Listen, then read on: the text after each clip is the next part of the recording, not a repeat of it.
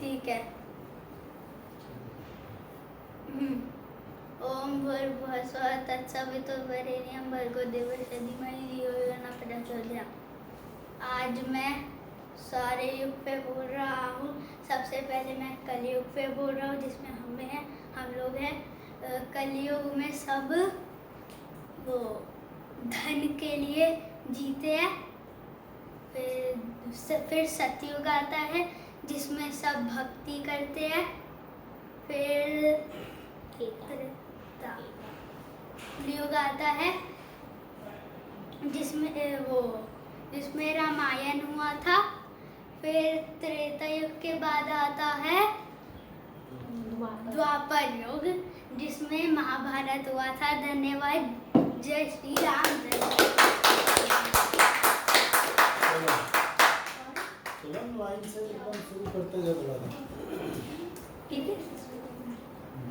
Good evening everyone. Today I am going to speak about all the yugs, but before I start I will present a Sanskrit shloka. यत्र नार्यसूते पूज्यन्ते रमन्ते तत्र देवता, यत्र तास्तु न पूज्यन्ते तत्र सर्वफलप्रिय। अर्थात जहाँ नारी की पूजा होती है वहाँ ही देवता का वास होता है, और जहाँ नारी की पूजा नहीं होती वहाँ सब व्यर्थ होता है। And now I will start with the yugs. There are 4 yugs: Satyug, Treta Yug, Dwapar Yug and Kal Yug. I will start with Satyug. In Satyug, it is the age of truth and also known as the golden age of Hinduism. In this yug, people live friendly and peacefully. In this yug also there are gods and goddesses.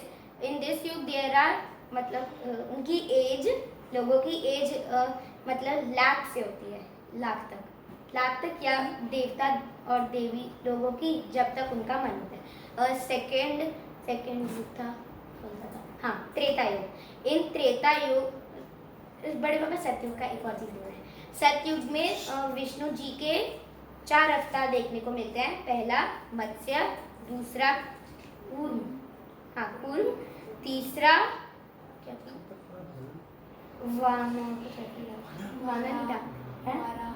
वारा, और चौथा Narasimha.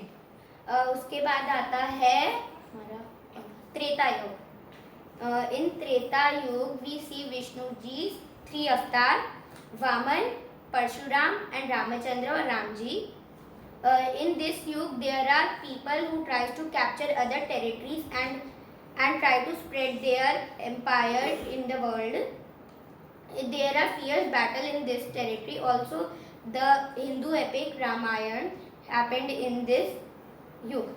Next comes the Dwapar Yuga. In Dwapar Yuga, we see Vishnu Ji's 8th avatar Krishna Ji and Vishnu Ji's 9th avatar Buddha. In this we also know about Mahabharata. The fight between the Pandavas and the Kauravas was raged. Next comes the current and the last yuga, Kal Yuga, in which we live.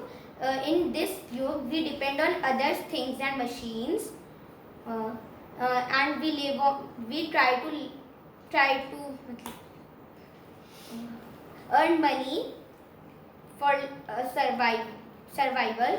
In this yuga, there will Vishnu Ji's last avatar will born Kalki, who will kill those persons who are on the path of adharma with riding a white horse and a fierce sword. Thank you.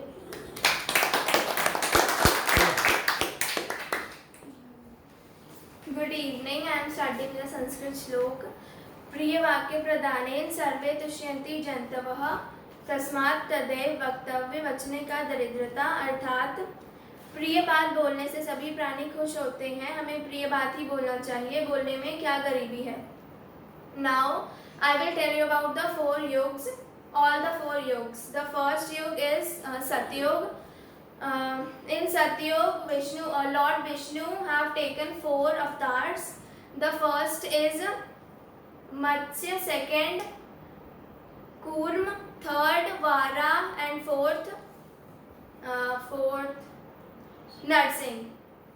Now, in Satyug, the humanity was governed by gods. Now Treta युग will come, मतलब उसके बाद त्रेता युग है। In Treta yuga Vishnu, lord Vishnu taken 3 avatars, Vaman, Parshuram and Ram.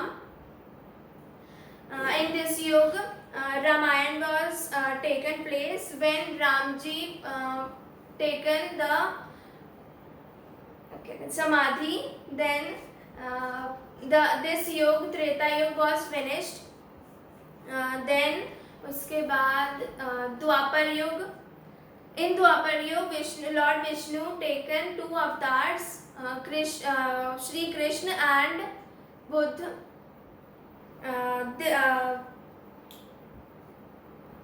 Treta Yuga was ended when Shri Krishna returned to the abode of Vaikuntha, and then comes Kali Yuga, in which we are living.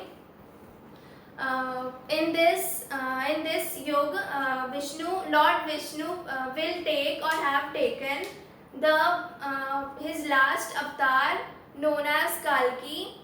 When Kalki will वध करेंगे, उनका क्या कहते हैं, जो अधर्मी लोग हैं उनका वध करेंगे, तो कलयुग खत्म हो जाएगा। Thank you.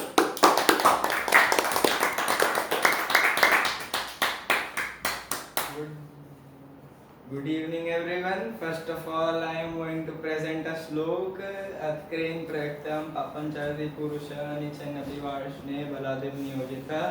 इसका अर्थ है कि अर्जुन कहते हैं, हे वार्ष्णे, आप मनुष्य ना चाहते हुए भी किससे प्रेरित होकर पाप के आचरण में जाते हैं ना।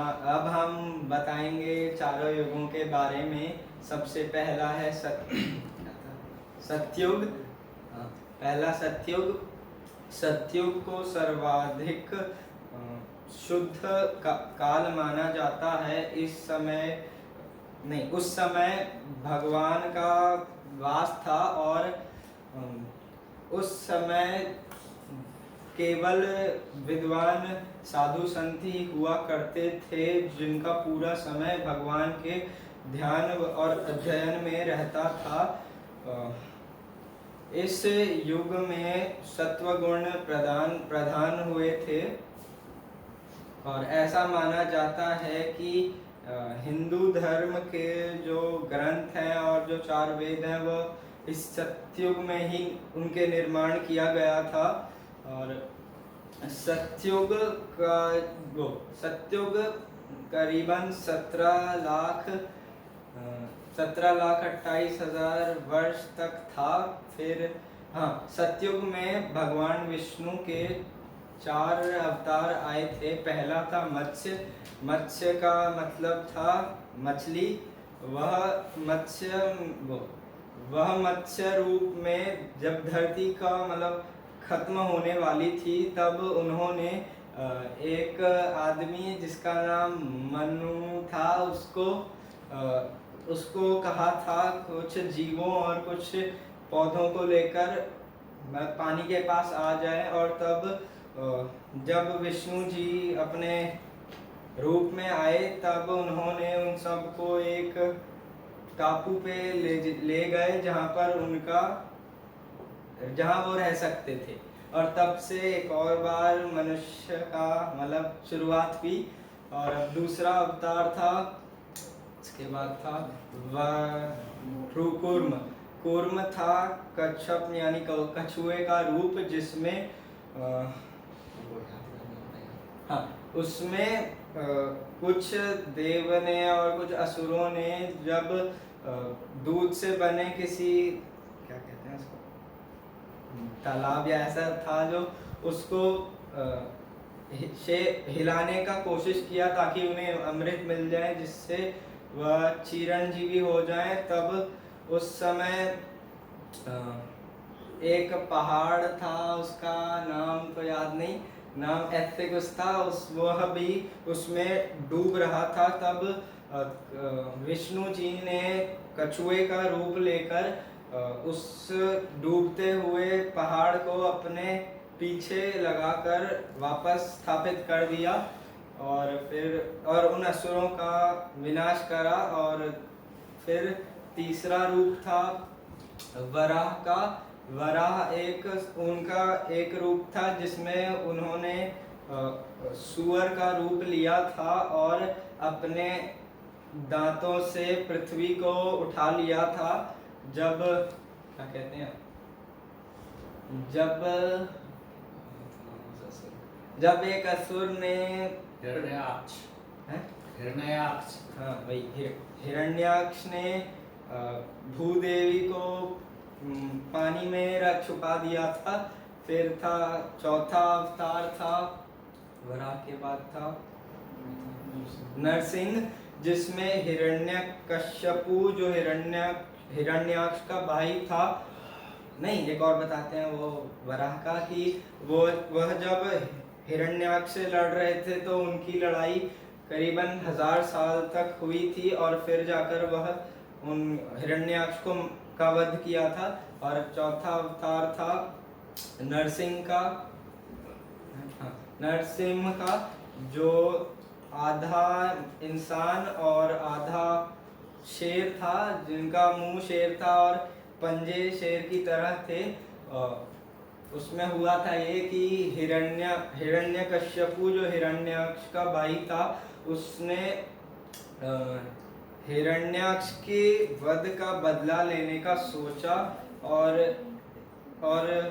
ब्रह्मा जी से एक वो लिया था वरदान की ना तो उन्हें कोई दिन में मार सकता है, ना तो कोई मतलब उन्हें बाहर मार सकता है, ना ही राजमहल के अंदर ना ही दिन होना चाहिए, ना ही रात, और न बिना शस्त्र के या शस्त्र के कैसे भी कोई उन्हें नहीं मार सकता है, और या फिर कोई इंसान या कोई जानवर नहीं मार सकता है। तो विष्णु जी ने यह अवतार लिया था जिसमें वो आधे इंसान और आधे जानवर बने थे और उन्होंने अपनी जांघ पे लेकर उसका वध किया था हिरण्यकश्यपु। और फिर हाँ, सतयुग में दुर्भावना और असुरों का ज़्यादा प्रभाव नहीं था। और अगला है दूसरा जो युग था वो था त्रेता युग। त्रेता युग में राजगुण प्रधान हुए थे। उसमें उस समय ज़्यादा राजा नहीं थे, लेकिन बढ़ती संख्या को लेकर कुछ राजा बना दिए गए थे ताकि वह जनता का वो देख रेख सकें। और त्रेता युग में विष्णु जी ने कुल 3 अवतार लिए थे। एक था वमन और दूसरा वमन जिसमें वह एक बाल का रूप लिए थे। बाल मतलब बच्चा, बालक का रूप लिए थे। वामन वही। और फिर जब राजा का नाम क्या था, बलि। हाँ, बलि से उन्होंने कहा कि मुझे 3 जगह पैर रखने की दे दो। तब बलि ने उन्हें हंसते हुए कह दिया ठीक है, और दे दी। लेकिन जब उन्होंने अपना आकार बड़ा करके उन्होंने बलि ने दे दिया और फिर वमन ने अपना आकार बड़ा कर लिया और एक पैर पाताल लोक में डाला, एक पृथ्वी के ऊपर, और फिर बलि उसे देखते हुए अपना सर दे दिया उस पे पैर रखने के लिए। और तब वामन ने महाबली को पाताल का राजा बना दिया। और फिर वामन के बाद कौन था? परशुराम। हाँ,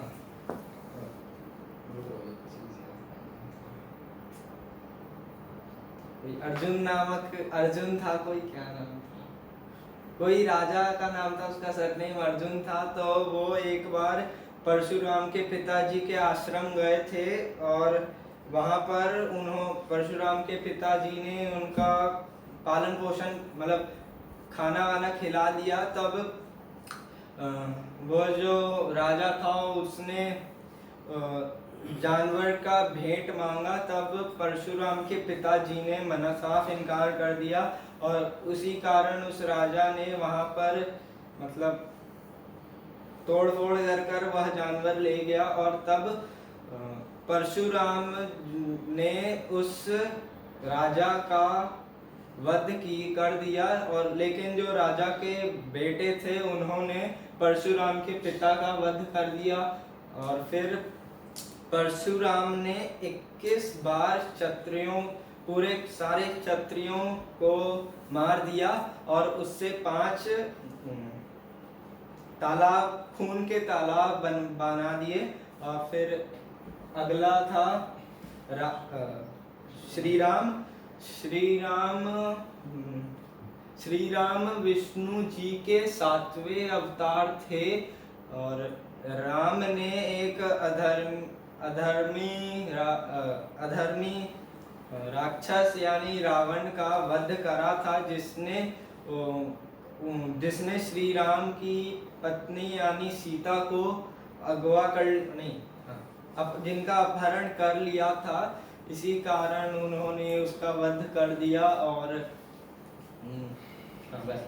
और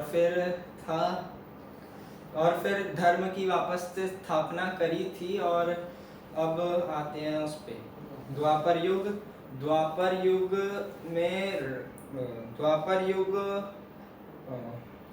कलयुग से पहले वाला युग है, जिसमें राजाओं की संख्या बढ़ती चली गई और इसी कारण युद्ध होने लगे, जिसमें बहुत से अधर्मियों का जन्म हुआ। और इसी कारण धर्म कम होते गया।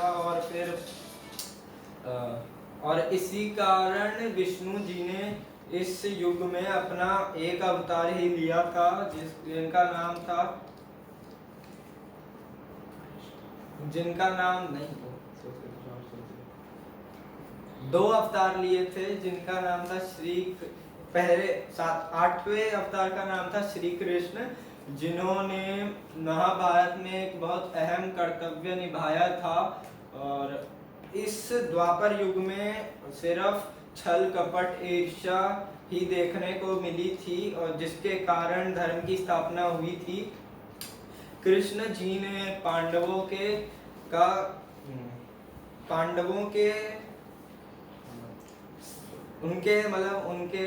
टीम में रहकर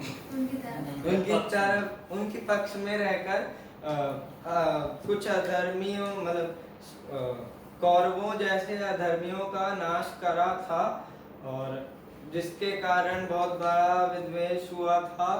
और फिर 9वां अवतार था उनका बुद्ध का। जब लोग जब मतलब ज्यादा भक्ति नहीं हो रही थी, तब विष्णु जी ने अपना 9वां अवतार यानी बुद्ध का लिया था, जिन्होंने बहुत से लोगों को सही मार्ग दिखाया और धर्म के ऊपर ले गए। और फिर अब लास्ट वाला क्या है, कलयुग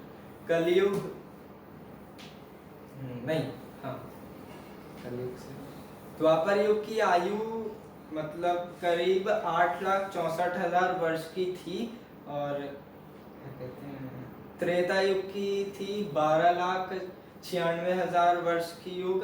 और अब जो चल रहा है वो है कलियुग, जिसमें लोग सिर्फ बाद में जाकर अधर्म ही होगा, धर्म कहीं ज्यादा नहीं होगा। लेकिन तब भगवान विष्णु अपना आखिरी ऐसा माना जाता है आखिरी अवतार लेंगे, जिसका नाम होगा कल्कि। वह संभाला के गांव में एक ब्राह्मण के घर में जन्म लेंगे और एक राक्षस कली नामक एक राक्षस का वध करेंगे। और ऐसा माना जाता है कि कलयुग के बाद सतयुग वापस आएगा। कलयुग में जो कल्कि जो राजा हैं वह उनका एक देवदत्त नाम का एक घोड़े पर वह सवार होकर आएंगे जो सफेद रंग का होगा, और कलयुग की आयु करीबन 4,64,000 साल मानी गई है। और क्या कहते हैं, हाँ, कलयुग में पुण्य की जो मात्रा होगी वह 0% नहीं, हाँ 0% होगी, और पाप की मात्रा 100% हो जाएगी। और सतयुग में था कि पुण्य का जो मात्रा था वो 100% था, और नहीं, हाँ सतयुग में 100% था और पाप का मात्रा 0% था। दूसरा था त्रेता युग में पुण्य की मात्रा 75% हो गई थी और पाप की मात्रा 25%। और तीसरा था द्वापर युग में पुण्य की मात्रा 50% और पाप की मात्रा 25% हो गई थी। और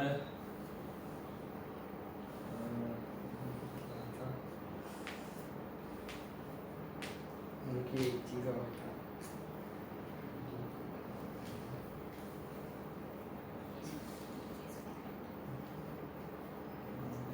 थैंक यू।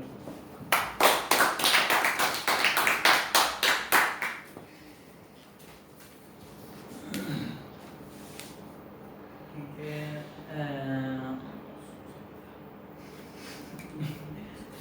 हाँ, यहाँ उपस्थित प्रत्येकजन को सुसंध्या। उसके बाद हाँ, पहले शांति मंत्र। सर्वे भवन्तु सुखिनः, सर्वे सन्तु निरामयाः, सर्वे भद्राणि पश्यन्तु मा कश्चित् दुःखभाग् भवेत्। अब मैं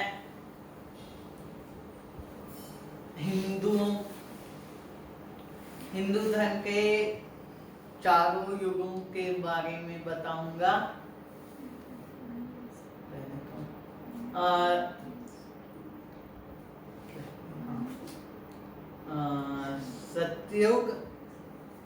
सतयुग में भगवान विष्णु ने 4 अवतार धारण किए थे।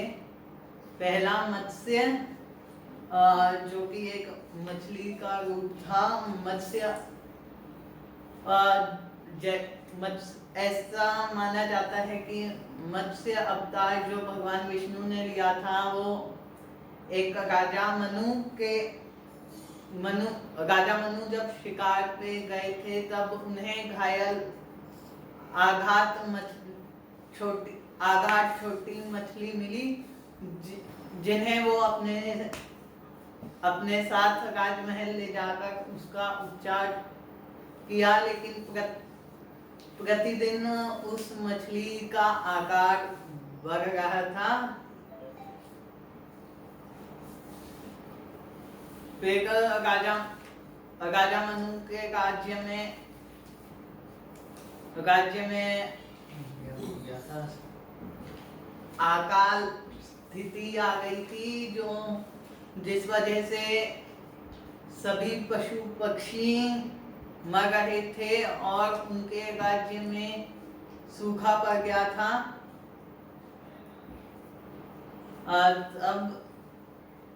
तब वे अपनी प्रजा के साथ समुद्र तट पे एक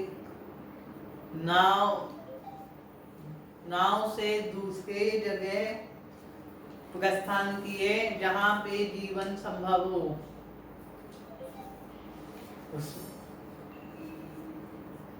दूसरा अवतार था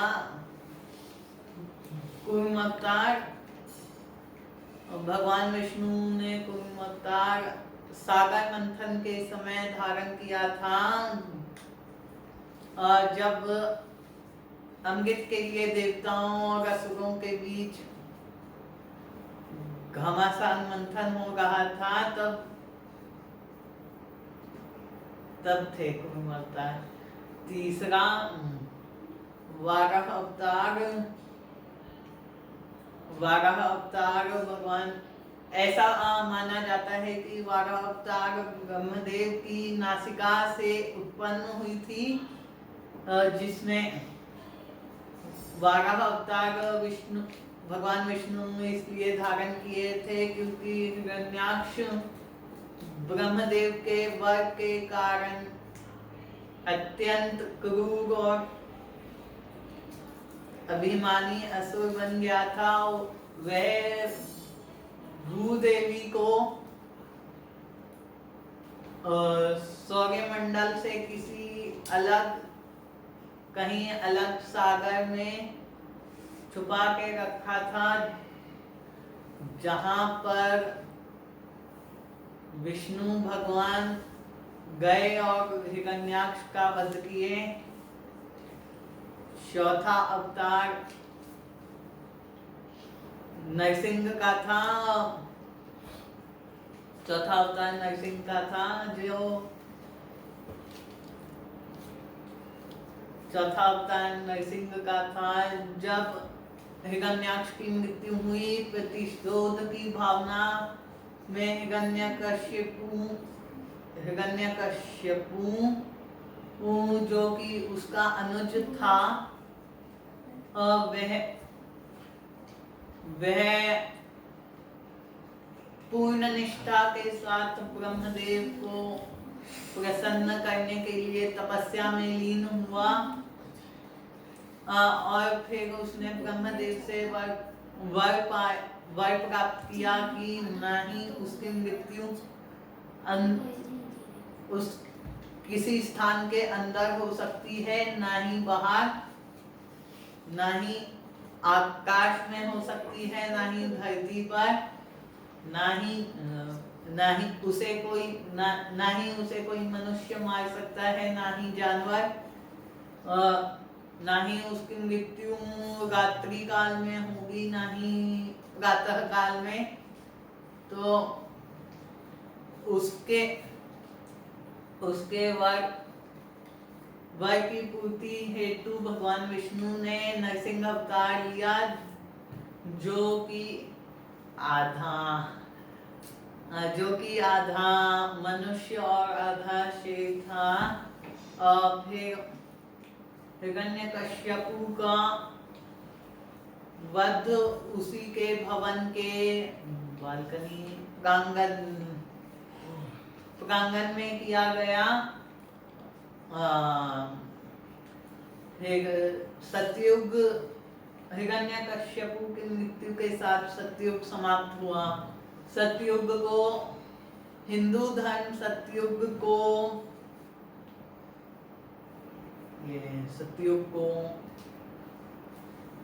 असीम भक्ति काल के रूप में मानते हैं। फिर दूसरा आया त्रेता युग। त्रेता युग में भगवान विष्णु ने 3 अवतार धारण किए। पहला वामन, जब असुर बलि एक यज्ञ में विलीन थे, तब विष्णु देव उनके यज्ञ स्थल पर पहुंचे। फिर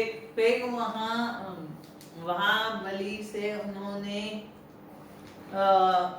मांगा कि मुझे 3 पग भूमि चाहिए। उनकी बात सुनकर बलि आश्चर्यचकित हुआ और कहा कि मैं किसी भी ब्राह्मण को दुखी नहीं कर सकता। तो वह बलि 3 पग भूमि देने के लिए तैयार हुआ। फिर वामन जी ने विशाल आकार धारण कर पहले 2 पगों में ही समस्त सृष्टि माप ली। फिर वे राजा बलि से प्रश्न करते हैं कि अब मैं तीसरा पग कहाँ रखूं। तो तब बलि अपना मुकुट और शीश झुकाकर वामन जी से कहता है कि आप अपना तीसरा पग मुझ पर रखें। तब वामन अपने स्वरूप में वापस आकर विष्णु जी स्वयं प्रकट होते हैं और प्रसन्न बलि की अत्यंत उदारता और दानवीरता को देखकर भगवान विष्णु उसे पाताल का राजा घोषित कर देते हैं। दूसरा था फिर दूसरा अवतार त्रेता युग में भगवान विष्णु ने परशुराम जी के रूप में लिया था। परशुराम जी ने एक धन की पुनः स्थापना के लिए 21 बार क्षत्रिय का वध किया और फिर हिमालय में तपस्या में लीन होने से पहले उन्होंने संपूर्ण जीती हुई भूमि ब्रह्म ऋषि कश्यप को दे दी थी। तीसरा अवतार था श्री राम का, जिसमें उन्होंने अभिमानी अधर्मी और पापी रावण का वध किया, जो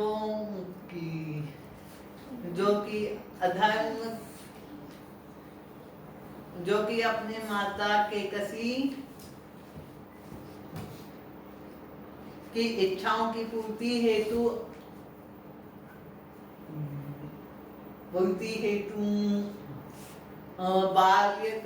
बाल काल से ही अधर्म के मार्ग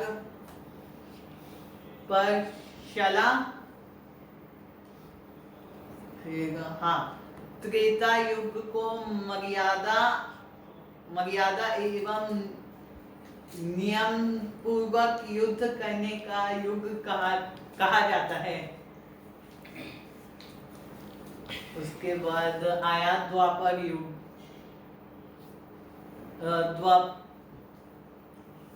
द्वापर युग में भगवान विष्णु ने 2 ही अवतार धारण किए। पहला श्री कृष्ण का जो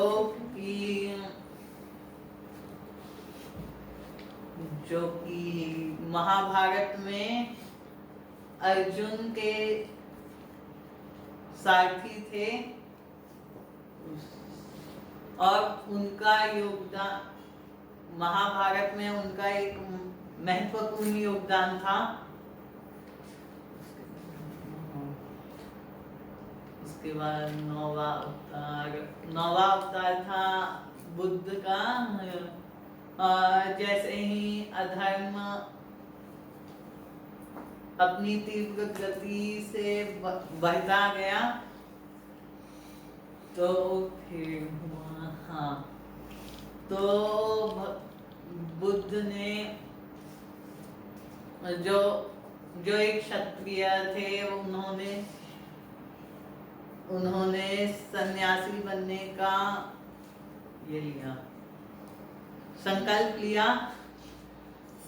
फिर वे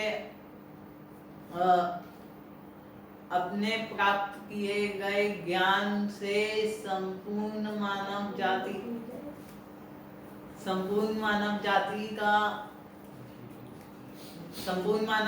की उन्नति की तरफ ले गए। द्वापर युग छल कपट द्वारा युद्ध करने लेकिन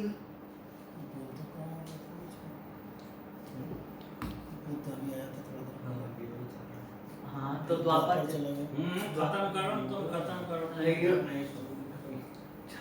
छल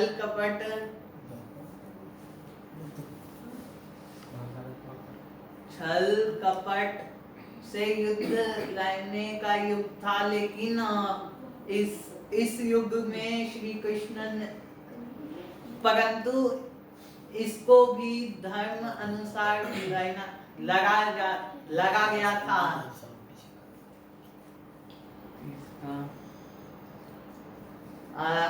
अंतिम युग है कलयुग, जिसमें मनुष्य में लोभ ईर्ष्या और क्या कहते हैं,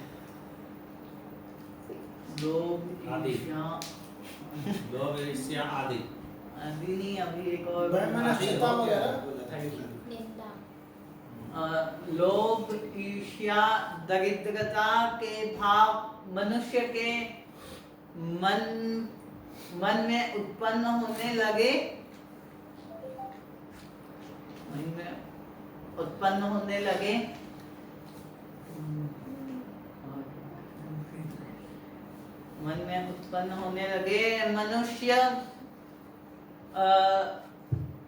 मनुष्य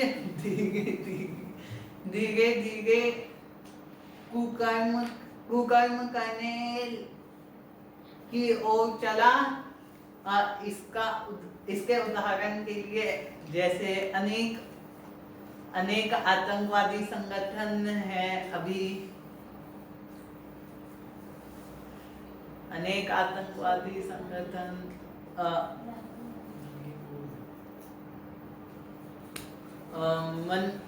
मनुष्य को कुकर्म से सुकर्म पर लाने के लिए भगवान विष्णु अपना 10वां और अंतिम अवतार धारण करेंगे, जिसका नाम होगा कल्कि। धन्यवाद। जो कलिका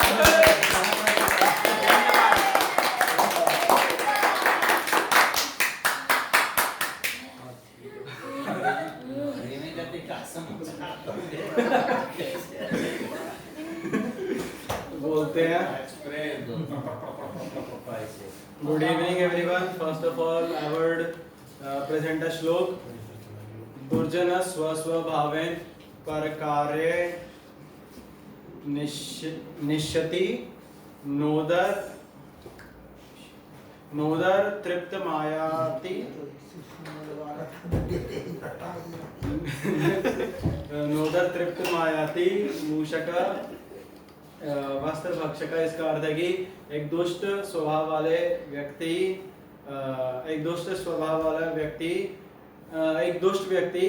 का स्वभाव किसी भी कार्य की तरफ बुरा ही होता है, उसी प्रकार इस प्रकार एक चूहा एक वस्त्र को इसलिए काटता है, नहीं, एक वस्त्र को अपना पेट भरने के लिए नहीं काटता। Now I will speak about the 4 yugas. The combination of the 4 yugas is said to be the Mahayuga or the Chaturyugi. If we calculate the total timeline or the span of the 4 yugas, it comes down to 43,20,000 years, which was actually calculated few years ago by scientists by some method, and their answer also came somewhere around 45 lakh years. The first yuga is Satyuga. It is the yuga where truth, righteousness, prosperity and virtuousness prevails. The Satyuga is said to be 17,28,000 years long. This is said to be the best yuga. In Hinduism, in Satyuga, the average lifespan of a human was 100,000 years. Then came the second, which is Treta Yuga.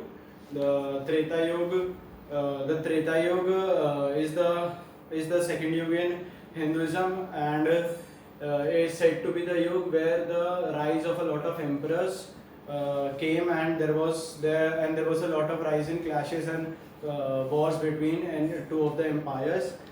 This yuga started the dharma or the evil started to increase in this yuga. Treta Yuga is characterized by Ramayana. Ramayana is happened in Treta Yuga, and depiction of Treta Yuga can be said by the villain of Ramayana, Ravan. Ravan was a very intelligent person and was a very knowledgeable person. He was one of the prime devotees of Lord Shiva, and the 10 heads that we currently see in many of his photos depict the sheer amount of knowledge that he possessed. The 6 of his heads depicted the knowledge of his Shastra, and the 4 depicted the knowledge of his Veds.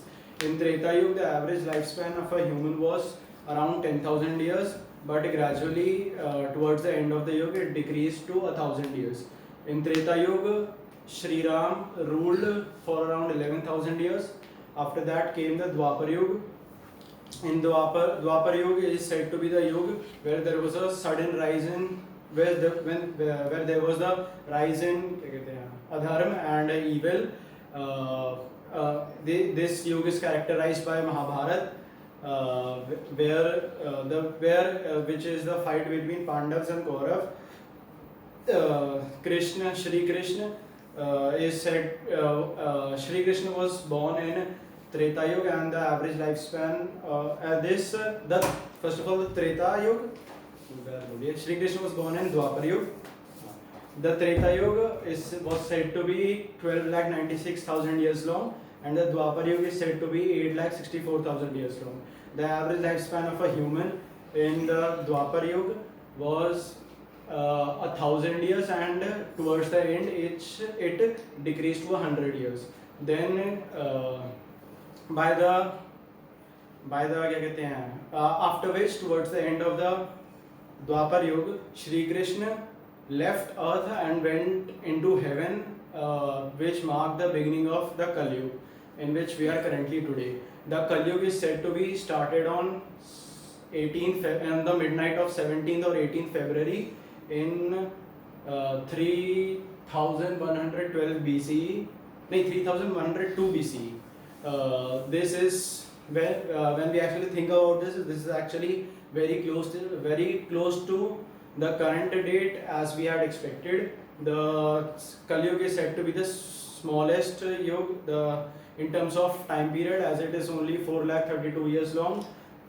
We are currently in the 5,123rd year of Kali Yuga, and there are still more than 4 lakh years to go. The Kali Yuga is depicted and marked by the rise of evil, and the end of Kali Yuga is said to happen when there would be hardly any good or virtuousness left in the world, and horrible crimes like murder and robbery would be avoided and would be avoided. At that time, the last avatar of Vishnuji will come and would actually slay all the evil, and would only preserve the right people, the right people or the good people who actually follow the path of dharma, and then therefore would be the start of the Satyuga. As I said in the starting, the 4 yugas are said to be the Chaturyugi or Mahayuga.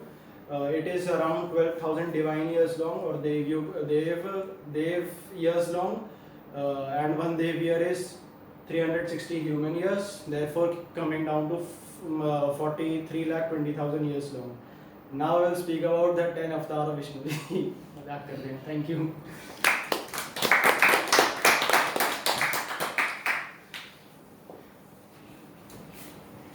Good evening. पहले श्लोक से शुरू करेंगे. वाणी रस्यवती यस्य शाम्वती कार्य लक्ष्मी दानवती यस्य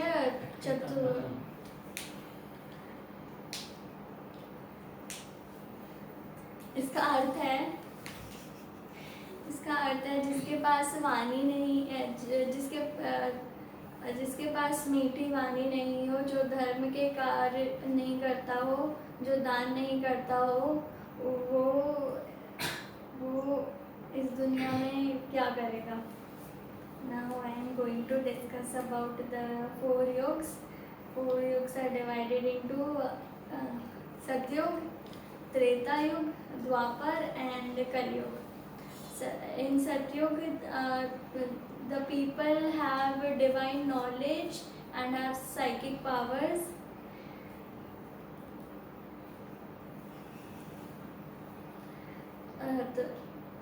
Satyug is of 4,000 divine years, which is also, we can also say that Vishnu ji took 4 avatars in Satyug.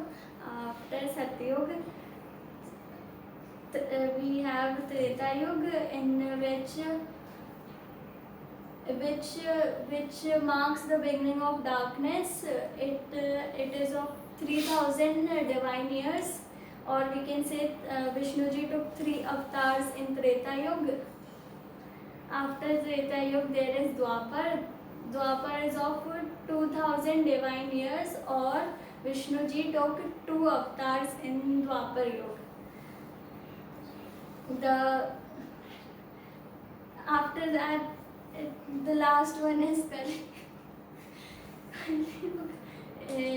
which is of 1,000 divine years, or 4,32,000 earthly years, and it is also, and Vishnu ji will take 1 avatar in this year. Thank you.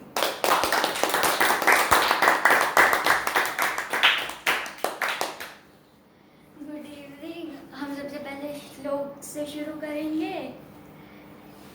काका कृष्णा पिका कृष्णा की भेद peak काकायो, वसंत समीपायु काका काका पीका पीका।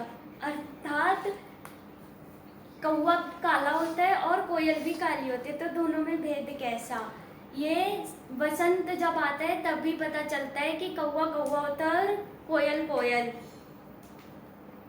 अर्थात हमें कभी किसी व्यक्ति को उसके रूप से नहीं जज करना चाहिए।